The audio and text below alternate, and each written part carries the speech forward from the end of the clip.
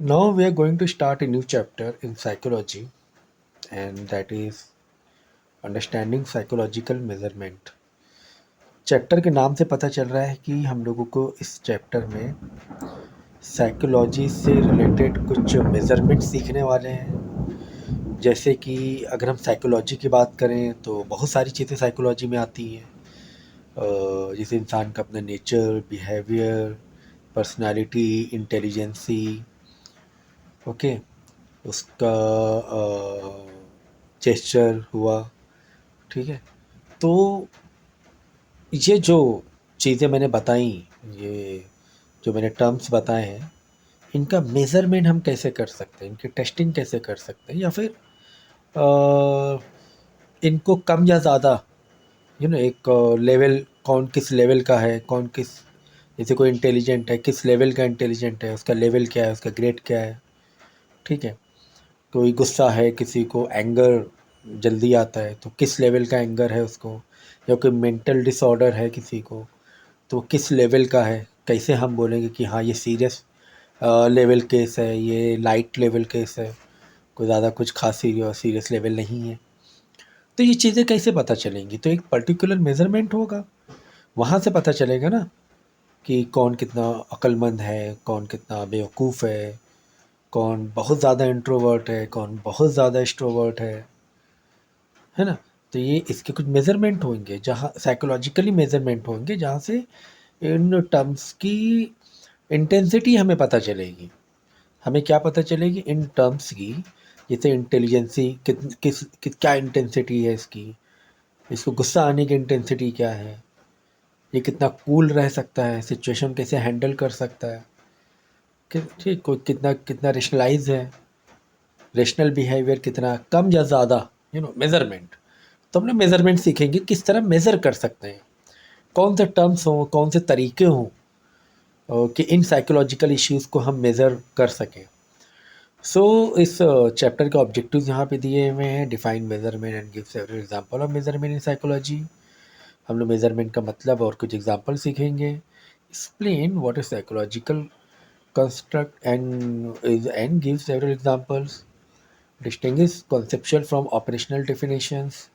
Give example of each and create simple operation definition. कुछ operational definition सीखेंगे, कुछ example सीखेंगे इसके कॉन्सेप्ट से रिलेटेड, और इसका डिफरेंशिएट सीखेंगे, डिस्टिंग्विश करेंगे। Fourth point, four level of measurement, जो बेसिकली चार लेवल होते हैं मेजरमेंट के, उसका एग्जांपल, उसका एक्सप्लेनेशन, उसका कॉन्सेप्ट और डिस्टिंक्शन उसका ज़रूर हम लोग पढ़ने वाले हैं, ठीक है। तो मेजरमेंट के कुछ एग्जांपल हम लोग पढ़ेंगे, फिर उसी से रिलेटेड बाकी आगे की चीज़ें हम लोग पढ़ने वाले हैं। तो what is measurement? As I told you measurement is the assignment of scores. एक स्कोर है to individual so that the score represent some characteristic of individual.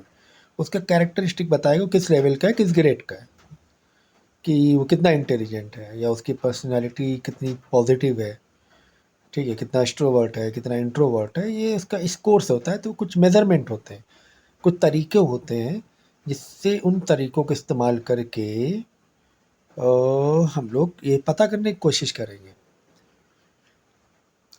कि उसका इंटेलिजेंसी लेवल, उसका पर्सनालिटी लेवल, उसका बिहेवियर, उससे वो पता करने की कोशिश करेंगे, उसको स्कोरिंग करेंगे। So this very general definition of consistent with the kinds of measurement.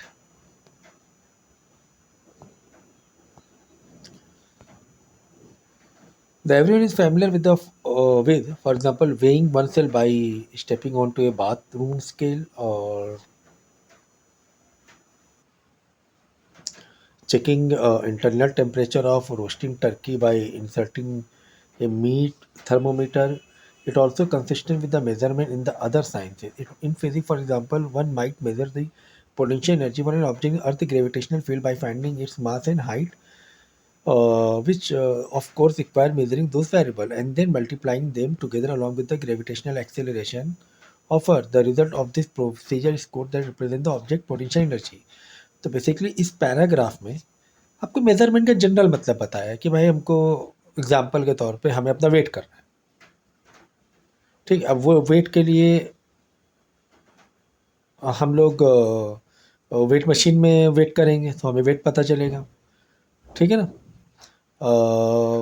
या फिर टेम्परेचर पता करना है तो डेफिनेटली उसका थर्मोमीटर होगा कुछ, कुछ इस तरीके से इक्विपमेंट होते हैं, कुछ फॉर्मूलेस होते हैं, मतलब कुछ डिवाइसेस होते हैं मेज़रमेंट करने, कुछ फॉर्मूलेस होते हैं, जैसे पोटेंशियल एनर्जी पता करना है अर्थ की, ग्रेविटेशनल फील्ड के थ्रू हमें पोटेंशियल एनर्जी पता करना है किसी ऑब्जेक्ट की, तो उसके लिए कुछ फॉर्मूलेस हैं। तो कुल मिला के यहाँ पे एक बेसिक एग्जांपल बताया कि मेज़रमेंट हम लोग अलग अलग चीज़ों का अलग अलग तरीके से, अलग अलग डिवाइसेस से, अलग अलग फॉर्मूले से उसका मेज़रमेंट करते हैं। तो ठीक इसी तरह साइकोलॉजी में कुछ चीज़ें होनी चाहिए कि भाई साइकोलॉजी में किसी की साइकोलॉजी का मेज़रमेंट करना है तो उसके भी कुछ तरीके होंगे, उसके भी कुछ मेथड्स होंगे जो हम लोग किसी के साइकोलॉजी को मेज़र कर सकें।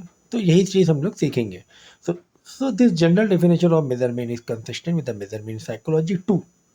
Psychology measurement is often referred as psychometric. क्या बोलेंगे हम, अगर साइकोलॉजी में मेजरमेंट करना है, जो भी इसके मेथड्स हैं, जो भी इसके तरीके हैं, फॉर्मूलेज हैं, वो आप साइकोमेट्रिक्स बोलेंगे उसे। Imagine, for example, that a cognitive psychological wants to measure a person working memory capacity. किसी की वर्किंग मेमोरी कैपेसिटी पता करना है, मेमोरी कैपेसिटी कितना उसे याद रहता है, हिज और her ability to hold mind and think about several pieces of information all the same time. बहुत सारी चीज़ें उसको काम बताया गया, टास्क वन टास्क टू, एक साथ तीन तीन काम बता दिए गए, ये करो ये करो ये करो ये करो। तो कितना होल्ड कर पा रहा है दिमाग में कि यार उसके बॉस ने जो जो बताया है वो सब याद है कि नहीं याद है। इसे घर में छोटे सा लेवल अगर हम ले लें, ग्राउंड लेवल, घर में छोटे बच्चों को हम लोग सामान के लिए भेजते हैं, हाँ भाई भिंडी ले आना इतनी, इतनी दाल ले आना इतनी, दही ले आना, फिर आटा ले आना, शक्कर ले लेना, गाजर ले लेना, तो अब बच्चे का थोड़ा कभी इरिटेट, अरे कैसे याद करेंगे, इतना इतना याद नहीं रहेगा, लिख कर दो। कोई के बच्चे बहुत स्मार्ट होते हैं, हाँ हाँ सब याद है भाई, मैं सब ले आऊँगा जब मेरे को मालूम पड़ गया क्या क्या याद, क्या क्या लेकर आना है सामान। तो ये मेमोरी कैपेसिटी होती है कि बहुत सारी चीज़ आपको बताई बाजार से ये चीज़ें लाने की, तो आपकी मेमोरी कैपेसिटी अच्छी है तो you won't, you don't have need to write. ठीक है, अगर आपकी working capacity, have good working memory capacity, तो ये भी एक साइकोलॉजी है, ये भी तो it's your mind, it's your brain. तो वो आपका मेजरमेंट होना चाहिए ना कि आप कैसे याद, कितना आप मेमोरी, कितनी पावर है आपकी, तो उसका कुछ मेजरमेंट होंगे, ठीक है ना। So his or her ability to hold in mind, think about several pieces of information, all at the same time. To do this, she might use a backward digit span task in which she reads a list of two digits to the person and ask him to her repeat them in the reverse order. तो बहुत सारी चीज़ें बता दी गई हैं, तो for twist करने के लिए उसको हमने बोला कि ठीक है आप बैक क्या क्या चीज़ें बताई, चलो एक रिवर्स ऑर्डर बताओ, असेंडिंग ऑर्डर बताओ, डिसेंडिंग ऑर्डर में बताओ, देखिए आपको कितना याद रहता है, आप प्रॉपर ऑर्डर से बता पा रहे हो कि नहीं बता पा रहे हो कि पहले क्या करना है, पहले क्या करना है, पहले क्या करना है। She then repeats this several time, increasing the length of list by one digit each time until the person makes an error. The length to the longest list to which the person responds to correctly is the score and represent her working memory capacity. तो उसको और list बढ़ा गया, पहले 4 सामान बोला गया लाने के लिए, या कोई 4 टास्क बोला गया करने के लिए, चलो उसे याद रहा, हाँ पहले ये करना है, फिर ये करना है, फिर ये करना है, फिर ये करना है। फिर उसको और बढ़ाया गया कि चलो एक काम करते हैं उसको, तो अगर हम 8 टास्क दें, 8 ऑर्डर में, या कुछ 4-5 मोबाइल नंबर एक साथ बताएं, देखिए मोबाइल नंबर उसको याद रहता है कि नहीं रहता है, या डिजिट का नंबर बता दें 98345678, या 892567, ऐसे एक मोबाइल नंबर बताया, तो उसे वो याद रहता है कि नहीं रहता उस ऑर्डर में। तो धीरे धीरे हम उसका लेवल बढ़ा रहे हैं और उसके मेजरमेंट करने की कोशिश कर रहे हैं, उसकी वर्किंग मेमोरी कैपेसिटी को मेज़र करने की कोशिश कर रहे हैं। तो जहाँ पर अगर वो एरर करने लगा तो वहाँ पे रुक जाएंगे हम लोग कि हाँ भाई ये 12 डिजिट तक के याद कर सकता है नंबर, ये 15 डिजिट तक ही एक बार में याद कर पाएगा, इससे ज़्यादा याद नहीं हो पाता है। हम लोग 10 नंबर तक का तो याद कर ही लेते हैं मोबाइल नंबर इन जनरल, लेकिन ये 12-13 नंबर होने लगेंगे तो it will be then normal, average बता रहे हैं, एवरेज पर्सन थोड़ा डिफ़िकल्ट रहता है फिर नंबर को याद रखना। लेकिन अपने अपने तरीके से, अपने अपने वे ऑफ मेमोराइजिंग थिंग्स होता है ना, ऐसे बहुत सारे याद करने के निमोनिक होते हैं, हम निमोनिक से याद कर रहे हैं। बहुत से लोग मोबाइल नंबर हिंदी में याद करते हैं ऐसा भी होता है, हिंदी में याद करता है, 98 13 92 42 24, लो याद हो गया। तो इट्स लाइक दैट। तो अलग अलग वेज होते हैं मेमोरी में स्टोर करने की, चीज़ों को स्टोर करने के। So this is the way. तो बाद में यही बताया कि he administer the back he administered the big depression inventory, which is 21 item self-report questionnaire in which the person rate to extent to which he or she has felt sad, lost energy and experiences other symptoms of depression over the past 2 weeks. The sum of these 21 rating as she score represent her current level depression. तो काफ़ी सारी अलग अलग चीज़ें हैं, clinical psychology में भी use होती हैं बहुत सारे मेजरमेंट। क्लिनिकल साइकोलॉजी बेसिकली यहाँ पे मेंटल केसेस आते हैं, मेंटल बेस पर केस होते हैं, क्लाइंट्स होते हैं, कोई डिप्रेशन में है, कोई मेमोरी लॉस से क्लाइंट है या पेशेंट है। तो वहाँ पे कुछ आपको है ना कुछ मेथड्स हैं जो यूज़ किया जाता है वहाँ से पता करने के लिए कि हाँ इसके मेंटली कितना, इसको क्या प्रॉब्लम्स हैं। जैसे कि बिग डिप्रेशन इन्वेंट्री एक मेथड है जिसमें 21 आइटम सेल्फ रिपोर्ट क्वेश्चनर, कुछ 21 क्वेश्चनएयर होते हैं, उसको वो क्वेश्चन पूछे जाते हैं, वहाँ से सिम्टम पता चलते हैं, डिप्रेशन का लेवल पता चलता है ना। डिप्रेशन का लेवल पता चलता है, उसके क्वेश्चनएयर कुछ ऐसे क्वेश्चन पूछे जाते हैं उसके पर्सनल पर्सनल कनेक्शन से, पर्सनल मैटर से, या कुछ उसके पर्सनल इमोशंस हैं उससे रिलेटेड क्वेश्चन पूछे जाएंगे। तो वहाँ से पता चलता है कि ये कहाँ पर इसको क्यों डिप्रेशन हो रहा है, इसको क्या दिक्कतें हैं। तो इस तरीके से एक मेथड है पता करने का, डिप्रेशन पता करने का, बेक का 21 आइटम का जो मेथड है। The important points here is that measurement does not require any particular instrument or procedure. It does not require placing individual or object on bathroom scales or holding rulers up to them or inserting thermometer into them. What does it require? Some systematic procedure for assigning score to individual or object so that those score represent the characteristic of interest. तो यहाँ पे ये बताया गया है कि psychology में वैसा कुछ इक्विपमेंट या वैसे कोई डिवाइसेस, वैसे कोई मशीन नहीं है कि जिससे कि मेज़रमेंट हम थर्मोमीटर से बुखार चेक करते हैं कि यार 98 है, 99 है, 102 बुखार है। There is no like machines. अगर जैसे बेसिक ट्रीटमेंट है तो मोस्टली जो साइकोलॉजी को डील किया जाता है more about guiding, counselling, guiding के थ्रू, काउंसलिंग के थ्रू, या कुछ ऐसे क्वेश्चनेयर्स होते हैं, कुछ ऐसे मेथड्स होते हैं जहाँ पर उस क्लाइंट को, उस पेशेंट को डील हम करते हैं। वैसे कोई मशीन नहीं होती है बताया गया इसमें, ठीक है। अब साइकोलॉजिकल कंस्ट्रक्ट क्या है, देखो नेक्स्ट टॉपिक हमारा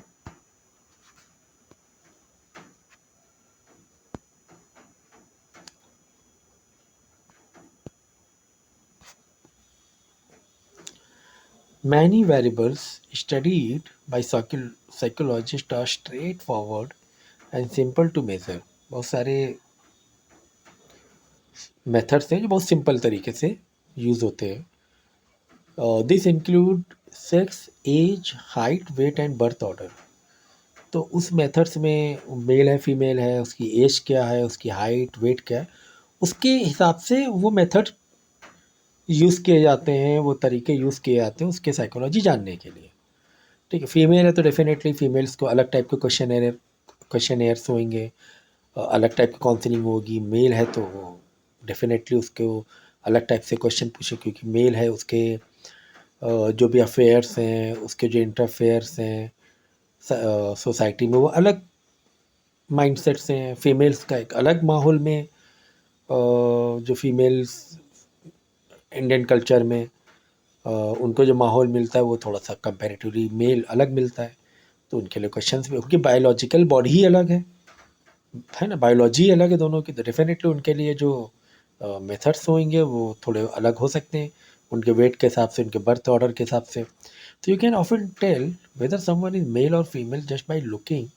You can ask people how old they are and be reasonable sure that they know and will tell you. Although people might not know or want to tell you how much they weigh, you can have them step onto a bathroom scale. Other variable studied by psychology, perhaps the majority are not so straightforward simple measure. We cannot accurately assess people level of intelligence by looking at them. We certainly cannot put their self-esteem on a bathroom scale. These kinds of variables are called construct. That is pronoun construct include personality trait, extroversion, emotional state, attitude,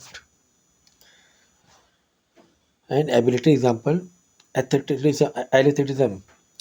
तो यहाँ पे इस paragraph में आपको ये बताया गया है कि हर पर्सन की अगर हम फिजिकल अपीयरेंस देखें तो वो मेल फीमेल हो सकता है, उसकी अलग हाइट हो सकती है, उसका अलग वेट हो सकता है। तो ये देखकर हम लोग को इन जनरल पता चल जाता है कि मेल फीमेल है, डेफिनेटली पता चल जाएगा। उसकी एज का एक अप्रॉक्स आइडिया हो जाएगा, हाइट तो पता चल ही जाएगा, वेट का भी अप्रॉक्स आइडिया हो जाएगा। तो यहाँ पे यही बताया गया है कि यहाँ पर जो अब इनको जो क्वेश्चनियर्स होंगे, इनके वेट या इनके हाइट या उनके जेंडर के अकॉर्डिंग उसको उस तरीके से उन क्वेश्चनियर्स को पूछा जाएगा। उसके लिए वो डिज़ाइन होगा, वो जो असेसमेंट है उसके लिए वैसा डिज़ाइन किया जाएगा। जो भी काउंसलर होते हैं इन सब चीज़ों का ध्यान रखते हैं, ठीक है। तो अब जैसे यहाँ पे we can not accurately assess people level of intelligence by looking, लेकिन अब उनका वेट देखकर या हाइट देखकर या जेंडर देखकर तो इंटेलिजेंस लेवल नहीं पता चलेगा, है ना। ऐसा तो नहीं है भाई अगर कोई एज जिसकी ज़्यादा वो इंटेलिजेंस ज़्यादा ही होगा, ऐसा ज़रूरी नहीं है, ठीक है। तो definitely there will be few methods और असेसमेंट जहाँ से आपको उसका इंटेलिजेंस लेवल का आइडिया लग सकता है, राइट। तो सिंपल से इतने से नहीं, आपने देख लिया अगर उसका जेंडर देख लिया, एज, उससे तो उतना आप आइडिया नहीं लगा। हाँ ठीक है, एक हद तक क्या आप ये बता सकते हो उसको, अगर वो प्रोफेशन क्या है उसका, या फिर एज से हिसाब से हम कह सकते हैं हाँ ये एक एक्सपीरियंस पर्सन है, एक्सपीरियंस है, एज इसकी ज़्यादा है। लेकिन इंटेलिजेंस कहना पूरी तरीके से ठीक नहीं होगा। इसके अलावा भी उसके अंदर अपनी पर्सनैलिटीज़ होने वाली हैं, ठीक है। क्या वो एक्स्ट्रावर्जन है, इमोशनल स्टेट क्या है उसका, जैसे फेयर उसका कैसा है, जल्दी वो डर जाता है क्या, उसका एटीट्यूड, उसकी एबिलिटीज़ क्या हैं, ठीक है। कितना वो कैपेबल है मेहनत करने में, काम करने पे, मेंटल प्रेशर लेने पे। तो ये सारी चीज़ें देखी जाती हैं। So psychological construct can not be observe directly. One reason is that they often represent tendencies to think, feel और act in certain ways. For example, to say that a particular university student is highly extroverted does not necessarily mean that she is behaving in an extroverted way right now. तो अब जैसे यहाँ पे एक example दिया गया है कि कभी कभी चीज़ें हम सिंपली डायरेक्टली नहीं ऑब्जर्व कर पाते हैं कि ऊपर के एट्रीब्यूट देखकर। जैसे कि एग्जांपल के तौर पे अगर हमने देखा यार कोई बहुत बड़ी यूनिवर्सिटी का ये स्टूडेंट है तो वो हाईली एक्स्ट्रावर्टेड होगा, तो ये ज़रूरी नहीं है कि वो उस वक्त जो बिहेव कर रहा हो एक्स्ट्रावर्टेड बिहेव करे ही करे, क्योंकि वो बहुत बड़ी यूनिवर्सिटी से, फेमस यूनिवर्सिटी से आया हुआ है या आई भी है कोई स्टूडेंट। तो ये ज़रूरी नहीं है कि हमने ये पता कर लिया यार इस कॉलेज का तो ये इस लेवल का पर्सन होगा। हो सकता है, चांसेस ज़्यादा हैं, लेकिन ज़रूरी भी नहीं है कि उस टाइम वो उस वे से अपने आप को रिप्रेजेंट कर रहा है।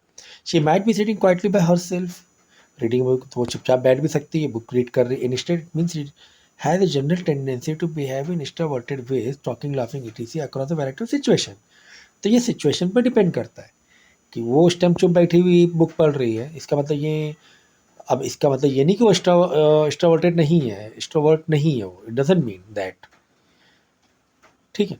तो सिचुएशन पे डिपेंड करता है, उसका अभी मूड ऐसा है कि वो she wants to be quiet, उसे बात करना भी नहीं अच्छा लग रहा है तो नहीं बात कर रही, डजंट मीन कि वो एक्स्ट्रोवर्ट नहीं है, ठीक है। और ये भी ज़रूरी नहीं कि वो बड़े कॉलेज से है तो एक्स्ट्रोवर्ट होना ही चाहिए, बड़े यूनिवर्सिटी से है, ये भी ज़रूरी नहीं। तो another reason psychological construct can not be observe directly is that they often involve internal process. तो डायरेक्टली पता नहीं हम कर सकते हैं, हमें नहीं ऑब्जर्व हो पाता है उतना, ये डिपेंड करता है आपका इंटरनल प्रोसेस क्या चल रहा है, उस टाइम मूड आपका कैसा है। Fear, for example, involves an activation of certain central peripheral nervous system structure along with the certain kinds of thought. अभी किसी को ऐसे डर लगा, तो डर लगने के लिए कोई वैसी पर्सनालिटी, पर्टिकुलर पर्सनालिटी नहीं होती है उसकी, ठीक है। ये तो पेरिफेरल नर्वस सिस्टम को डिपेंड करता है कि उसके अंदर के नर्व उस टाइम कैसे काम कर रहे हैं, क्या उसके दिमाग में चल रहा है, क्यों वो डर रहा है, उसकी फीलिंग्स, जो उसके इमोशंस है वो उतने डरे हुए क्यों हैं। सो ये चीज़ें इंटरनल पार्ट होती है, none of which is necessary obvious that outside observer. हो सकता है बाहर से ऑब्जर्व नहीं हो रहा हो, लेकिन हो सकता है अंदर से डरा हुआ हो। नोटिस, यही तो साइकोलॉजी होती है।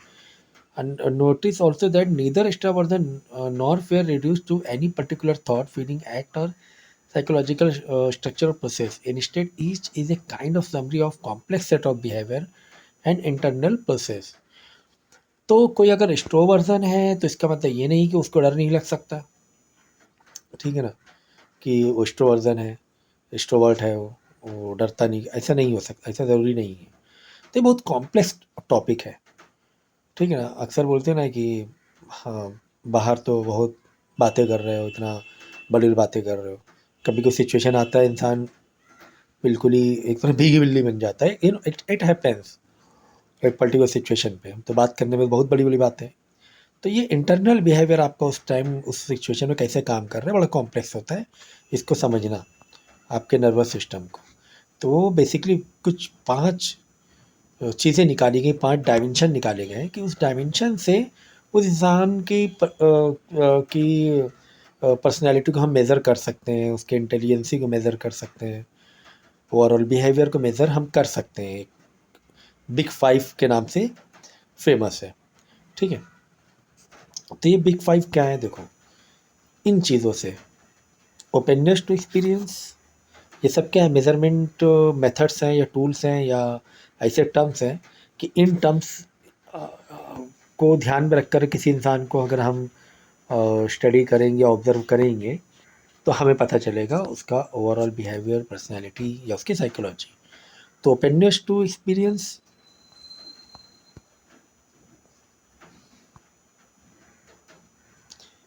फिर इसके बाद कोसाइंशियसनेस, उसके बाद एक्सट्रोवर्जन, एग्रीएबलनेस, न्यूरोटिसिज्म। तो जैसे ओपननेस टू एक्सपीरियंस में आपको क्या क्या चीज़ें दी गई हैं, fantasy, aesthetics, feelings, action, ideas.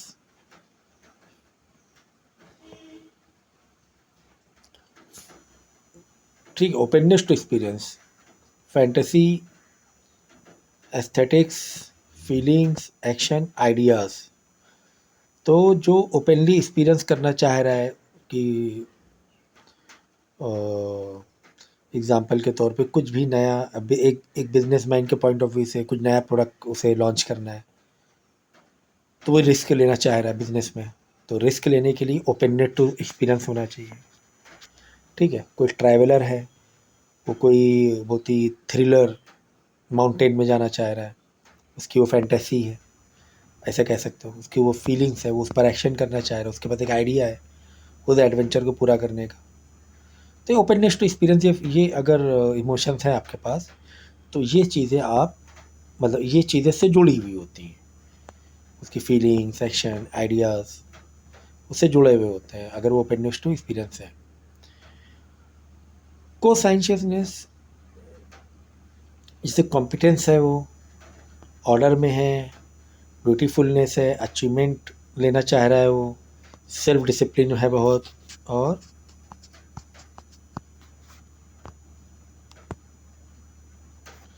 Deliberately वो काम करना चाहता है, ठीक है।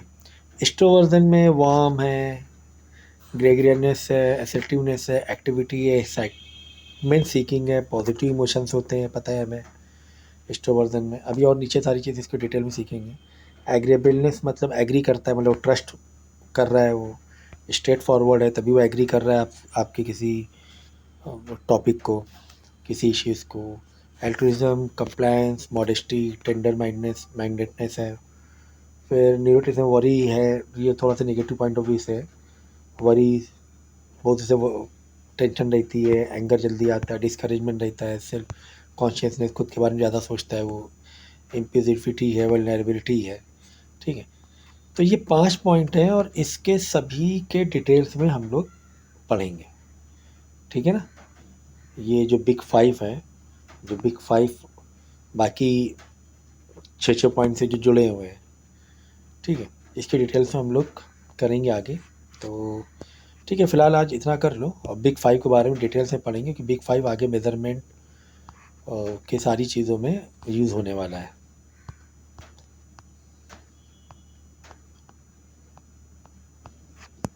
ठीक है, तो ये आपको मैं डिटेल्स में समझाऊंगा और थोड़ा आगे के चैप्टर मैंने कराए थे और पर्सनालिटी टेस्टिंग में इसमें मैंने सिखाया है, फिर भी मैं थोड़ा और इसको एक्सप्लेन कर दूंगा, क्योंकि ये जो पॉइंट्स हैं बार बार आते रहेंगे, आपको मिलते ही रहेंगे, ठीक है।